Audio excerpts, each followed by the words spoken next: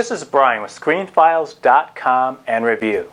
What I'm looking at today is Netflix's I'm Not Okay With This, which, if I were going to summarize, I'd have to describe as Carrie, Stephen King's Carrie, the teenage years. The story revolves around a girl named Sophia Novak, played by Sophia Lillis, and she is coming to her own as a person. And she develops certain abilities along the way, certain telekinetic abilities. I mentioned Carrie earlier, and there's a point to that. Not only is her power set the same thing, essentially telekinesis, but there's an awesome, the last episode has a nice little callback to Stephen King's Carrie. It's actually really clever, it's a lot of fun. And I don't know if Netflix is checking out my channel or not, I somehow doubt it.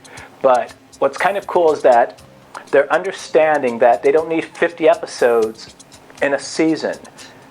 I'm Not Okay With It lasts just 7 episodes, and it's perfect at that length. It gives you character development, it gives you interesting situations, it doesn't overstay its welcome. In fact, with a shorter amount of episodes, if anything, it keeps you wanting more. You kind of miss it when it's gone, which is what you want. You don't want to get people tired of something, which unfortunately was the feeling I got with a lot of Marvel Netflix shows. And this is coming from a serious comic book guy. The fact that I got tired of that tells you, it told me at any rate, that it's too long. This is perfect. It tells a nice, contained story. I hope there's a second season because I would like to see more of Sydney and how she's coping with this ability of hers and the mystery that's unfolding around her, her father, and her powers. So it's a really clever series. It's supposedly based on a comic book. And seeing that I haven't read that comic, I can't speak to how faithful it is or isn't to it.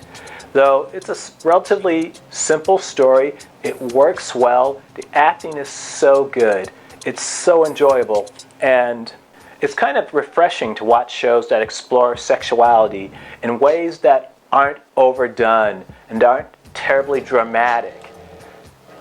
Well, I should say, because movies, television, it's all about the drama. But at the same time, it's kind of nice to see it from the perspective of characters who, these are just events. Some of them are more shocking than others, but it's not overplayed. Everything in this series, at least the first season at any rate, is very subtle and almost deadpan, in fact. It works really well. So, if you have not seen I'm Not Up to This, check it out. I think you'll find yourself pleasantly surprised.